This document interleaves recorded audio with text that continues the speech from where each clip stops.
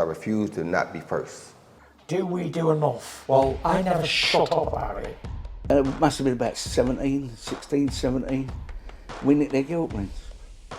Right, the bouncer's girlfriend. This is no good for me. That's the reality. If you want the honest truth, and I see it every day. This is KUGAN CASSIUS for IFL TV, proudly sponsored by Everlast. We're in Dubai. It's been a while. What do you Americans say? It's been a minute. It's been a minute. Yeah? It's been a minute. Don't call it a comeback. I've been here for years. Jarrell, Big Baby Miller, first of all, obviously just finished the weigh-in today here in Dubai at the Agenda Arena. How are you, first of all? I'm alive, man. You know, they say you can't call yourself a real man if you don't face no adversity, you know, inside and out the ring, you know. So everybody know what I've been through in boxing and in the professional world and in my personal life as well, too, you know, going through divorces, breakups, and things like that, and dealing with, you know, debts in the family, you know. It's been tough. It's been rough. But now I'm alive, and I'm grateful. Obviously, the last time I think we did an interview was feels like a few years ago now, but there is kind of a missing period of boxing. Obviously, you touched on some of the things that are going on in your life, not just boxing. But yeah, was that a difficult kind of 4-year period, it looks like, kind of in between? Obviously, you had those couple of fights last year, but in between that and the whole AJ thing, that was about a 4-year period. Yeah, man, it's going on 4 years now. I mean, it's been tough, you know, everything, 360 has been tough the last couple of years. But as a man, I've learned a lot. You know, I've learned a lot about the friends, you know, family, people I thought I really had my back and, you know, in best interest. Even, you know, I've known a lot about boxing, even from before. I even learn a lot more now. You know, a lot of promoters are just, you know, BS and contradiction, you know. I mean, I don't have to say their name at this point yet, but I probably will sooner or later in this interview. But they're just, you know, they're I'm trying to be polite in some ways, but they're dick riders, you know. They're hot when they're hot, and then when you're not, they just try to, you know, pawn you off or sell you out. So. Well, I mean, in that 4-year period, honestly, I just said that you had a couple of, we'll call them kind of comeback-y fights. Yeah, no disrespect to the opponents, but yeah, for yourself, that's assuming how you would have viewed them. But at any point, even before that first one back, did you contemplate just maybe thinking kind of fuck boxing and coming out of it? I mean, for the first, I think by the second year, I was kind of thinking that a little bit. I was doing some stuff, training for WWE, and I have some music I've been working on as well too. You know, I have some very influential finance people I've been learning some other things from, just to, you know, put my mind at ease, not think about boxing. But that warrior in me knows I have unfinished business. So even though it was a moment where my light kind of got dim spiritually and mentally, I knew that the killer in me has to come out, you know. And that's what it was, you know, it's finding ways to put that in Pandora's box and then release it when it was time, you know. So I've definitely found a space where I'm happy at, but now I know where I want to go, exactly where I want to go now, you know. Obviously, that interview we did in Brooklyn, which was, like I said, a few years ago, we kind of went over that situation. And I don't really want to bring stuff up that you've spoken about that's in your past now, but that point in your life was a very important point in your life because you were on the verge of your biggest fight to date. So having to deal with kind of the collapse of that alongside other things going on in your life must have been very difficult. Oh yeah, most definitely. I mean, you lose out the biggest payday in your life, you know, and in a rematch clause where there'd been more money, it's hurtful. But then you realize something that I've learned, you know, money's very important, and I'm gonna be a billionaire. You know, I already know what I got to do to get there now. You know, outside of boxing, within boxing. But you know, I learned something, you know, even from listening to music as well with Bob Marley. You know, money is infinite. You know, numbers are infinite. No amount of money in the world can make you happy. And I learned that even in a spiritual sense, that I had to find myself out of that because, you know, living by myself for a while again and not having my kids around doing to my breakup, it caused me to kind of evaluate myself outside of boxing, you know what I'm trying to say? And before I get myself right for boxing, I had to get myself right together. And that's what it came down to, you know, boxing is a learning experience in and outside the ring. So yes, losing the AJ fight did hurt, but it was easy to eliminate people out of my life that wasn't there for me once that fight got canceled, you know? So it's crazy to me that, you know, I'm still, you know, I'm 34 on paper. It was really at 33, right? There's a whole other story behind that. But I'm still in my early 30s. You know, I'm undefeated. These guys are beat up and banged up. You know, fucking, you know, excuse my language. You know, Deontay's like a mental case. You know, AJ's just about out of there. He, you know, he don't know if he gonna shit or piss the way he be acting on camera. And you know, Tyson, you know, only two top guys really is Tyson and Usyk. You know, I mean, other than that, I'm the only American heavyweight. Really want to think about it. It's 100% the only American heavyweight. That's even fun to look at. Even fun to even put on an interview on the camera. I'm being modest right now, but I'll turn up sooner or later. He's gonna ask me one question. I'm gonna turn up real soon. I'm trying to be calm for now, you know. But yeah, you know how I am. Yeah. Jarrell, at 33, 34, I'm going to keep saying that when I refer to your age, 33, 34, you believe that you can truly, obviously you got your fight with Lucas Brown Saturday night here in Dubai, but you believe that you come through Lucas Brown, that you can map your path and mix it again with the likes of the guys you're still talking, whether it's Wilder, whether it's AJ, whether it's Tyson, Usyk, you believe that that's where you belong? Yeah, most definitely. I mean, I took a lot from sparring. I sparred Tyson last year. I think he was getting ready for Dylan White. And I came into camp at 350 pounds, and I did more than handle myself very well. So I knew what I needed. I knew I needed to tune up. I knew I needed to work on it. I needed to get some paperwork, contraction stuff, the issues together, put together right. And like I said before, as a fighter, you have to be realistic with yourself. You got to know how to manage yourself. This is if you was hiring a manager. I knew I was heavy. My first fight back, I trained 3 weeks. I didn't even really run, and I thought that guy was good for 10 rounds, and I peppered him up, but he got some good shots in there too. So it was a wake up from that. Okay, I'm 345 and I could do this. Time to get to work. Next month I fought again at 330 something. You know, stop that guy, but now I'm fighting a real game opponent. He's a little older than Lucas Brown, and I'm down at 330. You know, so I feel good. I feel great. You know, I've been working on getting the weight down. You know, doing everything the right way, following all the guidelines, listening to the right people, and I know by my next camp, which I'm probably gonna go 2 weeks after this fight, I'll be well under, 315 and have that stocky self back, you know what I mean? Obviously, I know we're not going to, or you're not going to get ahead of yourself. You've got your job to do on Saturday night. But Let's talk about it, though. Let's talk about it now. Let's cut straight to the chase. Do you still think somewhere there that the Joshua fight could still be there? The Joshua fight has to still be there. And I'll tell you the reason why. Joshua's been getting his ass whooped too many damn times. You know what I mean? So, yeah, I might got my ass whooped in real life. He's been getting his ass whooped in the ring. So, yes, he wants an easy opponent. He's fighting, what's his name again? Jermaine Franklin, who came off a loss with Dylan White. So that kind of shows you the mental state of where he's at, where his team is at, where they're looking for a win. You know, they took an easy fight. This is the win. Now, after this, where does Anthony Joshua really go?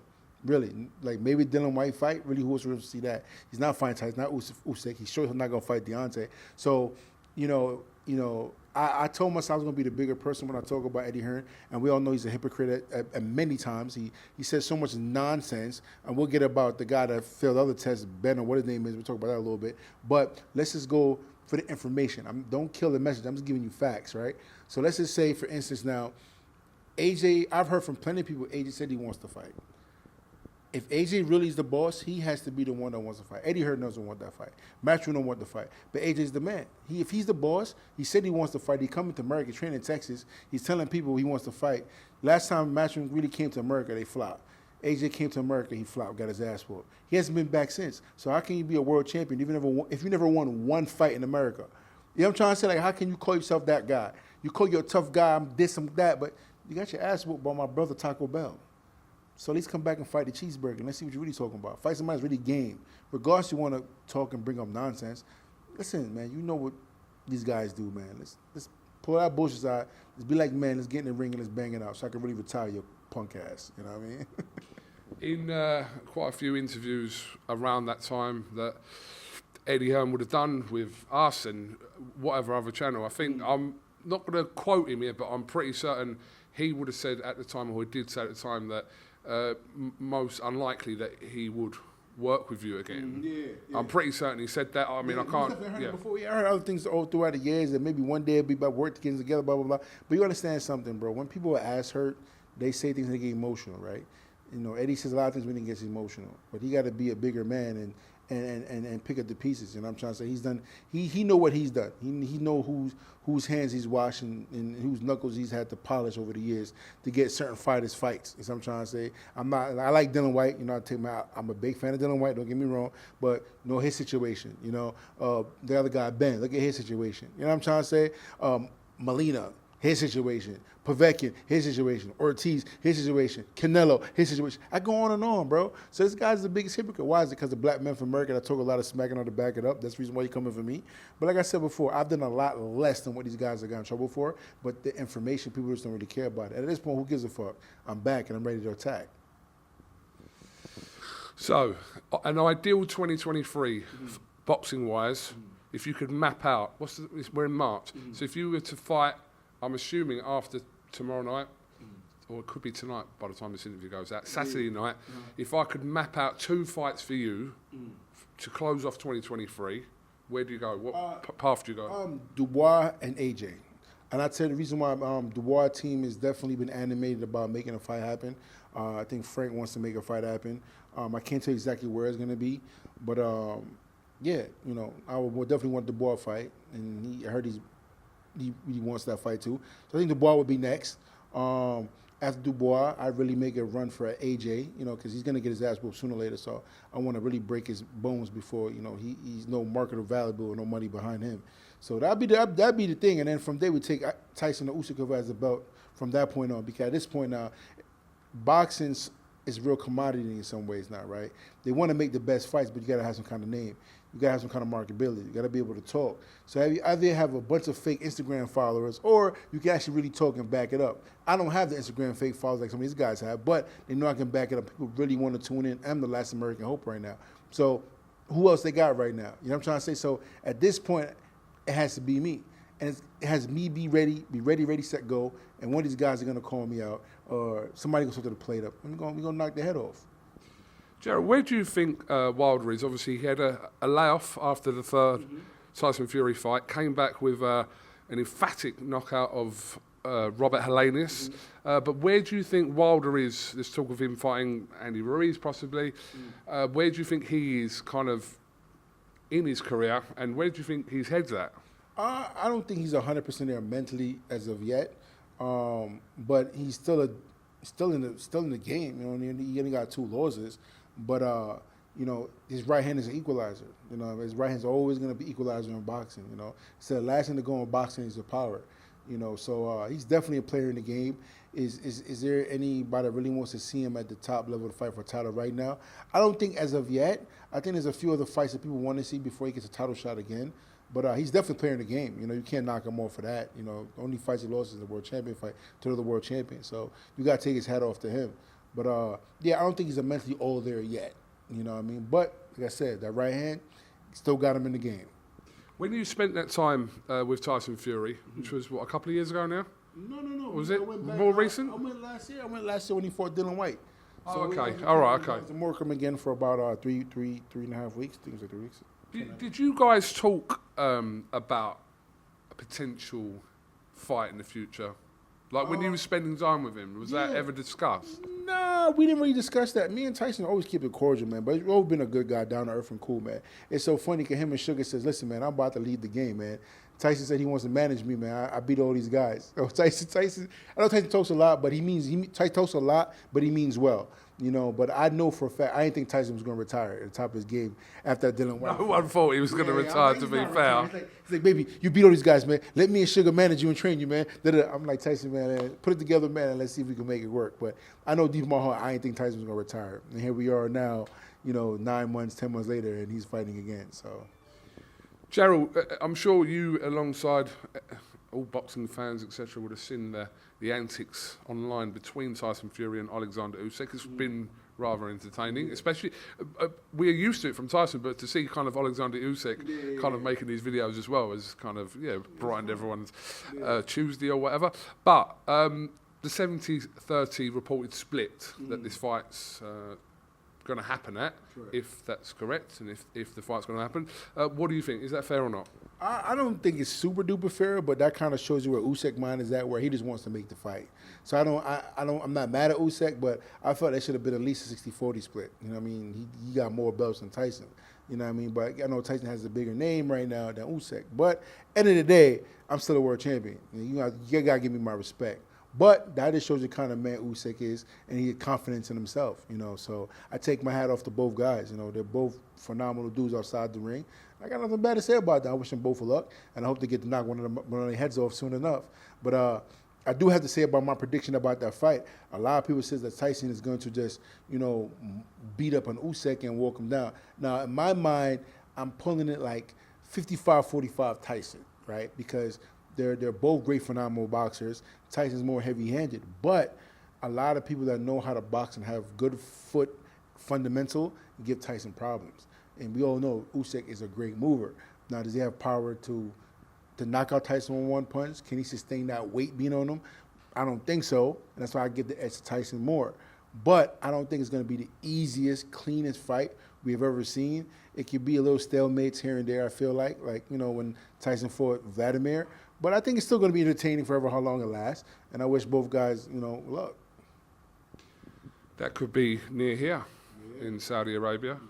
Well, it's more likely to be Wembley now, but it could have been Saudi Arabia. It could have been. It could have been Saudi. We don't know where it's going to be, but I think all arrows are pointing towards Wembley. I'm definitely here in Wembley in England right now. So. Do you know one of those random things I just thought of with you? I remember I was in Kansas with you when you were fighting Bogdan Dinu. And I remember walking into the bar and you and a couple of other guys were singing Backstreet Boys on the karaoke. Remember them days? Yeah. I remember that. It was a couple of it was my cousins, and we was having a good time, taking the stress off. Fight week for me is always a pleasant time for me to kind of just not think about boxing. It's weird, right? Like fight week, I don't think I really think about boxing. You're always thinking about boxing 24/7 as a fighter, and that's what's hard about the last couple of years. It's like, what I've been doing from the time I was 14, 15, I'm always a fighter. Rather I was in the street hustling or, I never really had a 9 to 5. I never had a job. I was always a street kid or boxing or fighting. So for the last, 3 years, it's like, I don't have to think about boxing, but it's always in your mind, So, but fight week, it's like, I know I'm fighting on Saturday, so I don't got to think about it. Kind of just find things to do to kind of keep your mind at ease, keep your stress levels level, and just relax. And then come Saturday night, ding, ding, ding, school bell and ring. Somebody going to fight and not hit the ring. You're a poet and you didn't know it. Jarrell, you can answer. I'll ask you 2 questions in one and you can answer them both together. Yeah. What of the last 5 years would you say, if you had a regret, what would that be? Secondly, what have you learnt about the industry most in that 5 years? My biggest regret. Not listening to myself, I feel like. I've always been a person to double check, triple check, forecheck, and I didn't do that. But at the same time, I don't regret. And I'll tell you the reason why is, right? Because of what happened to me, it eliminated a lot of extra drama out of my life. It eliminated people out of my life that wasn't there for me. It eliminated promoters, managers that were just fake, bogus, just full of BS. So, and I'm still young. So it's a learning lesson, And I also started reading a lot more and started looking at other people's life. Ali was away from, 3 years from the boxing game. Came back, became world champion. Mike Tyson had his problem with that situation. He's my idols. And he was away from boxing almost 3 years as well, too. So a lot of champions, even Floyd took off 2 years, So a lot of fighters had times where they took away from the sport and had controversy where they were away from the game for a couple of years. And they came back and became better. So I look at it like, maybe this is my epiphany moment to see, where I'm very spiritual, where God says you're moving a little too fast. There's something around you I don't want you to be involved with, and you got to slow down. And that's how I look at that. Yeah, I regret. I want the money. Yeah, but like I said, money's not everything. Sometimes you get the money, you die. Look at my homie from the Migos. What's his name? Takeoff. All this money, young kid died. Nipsey Hussle, money died. You know what I mean? When you come from my neighborhood, it's like you hit 25, it's like you lucky. You know what I'm trying to say? So getting to the age I'm at now, and I understand the power of money, I understand the power of influence, I understand the power of politics, I understand the power of people being around you. It was a learning process, but I know where I'm at now, I know where I want to go. I'm still the same guy. Don't get it fucked up. I knock your head over and poke your neck with a pencil. Don't get it twisted. I go to UK and really hit you on your head. You know what I mean? But I've learned to just brush things off because I don't have an ego outside of boxing. When it comes to boxing, I'm gonna knock anybody's head off. But outside of that, I just try to take my time to kind of look at stuff and be like, man, all right, I know why A and B and C comes after. That's all. Okay, well, look, I appreciate you are fighting tomorrow night. I have to refer to this because this interview might be going out in the morning in the UK time. So he's fighting Saturday. Jarrell's fighting Saturday. Saturday, 18th of March. Today is actually St. Patrick's Day. So St. Patrick's Day. Yes. So have you got any Irish friends you want to shout out So to? it's so funny, right? So St. Patrick's Day is a wonderful, I guess, a wonderful time celebration, but I learned so much about St. Patrick's Day too, because it's not really a holiday. Supposedly, now if you dig into the history of St. Patrick's Day, it's not really a holiday. You know what I mean? But I got to go into the history, but I can't remember the exact thing about it. But hey, my name is Miller. My grandfather is half Irish. So to all my Irish friends out there, man, don't drink too much, don't drink and drive, don't party hardy, and make sure you get home to your missus and lay one on for me. Okay, I thought we was going to have a Tony Thompson moment there. Okay, Jarrell, listen, appreciate your time as always.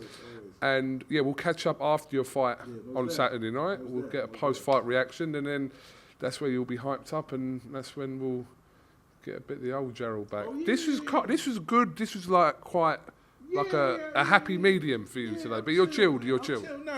Like I said, man, like, you know, I could have been doing interviews the whole time I was off.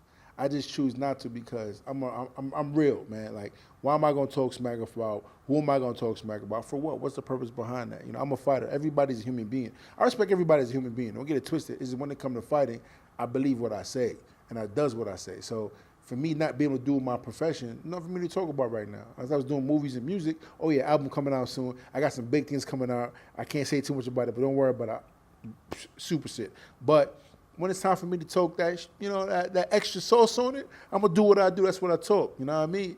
And shout out to my little brother, David Adelaide, man. You look phenomenal in that last fight, brother. That boy can crack. Yeah, it was a good win for Adelaide last time out. Okay, Jarrell, thank you very much for talking to IFL TV. And yeah, we'll catch up with you after your fight on Saturday. I appreciate you guys, man. Blessings, man. Be safe. One love.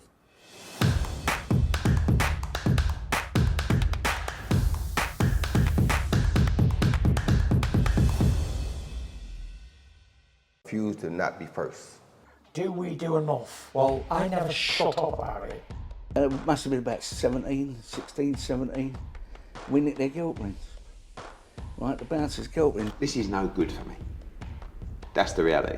If you want the honest truth, and I see it every day,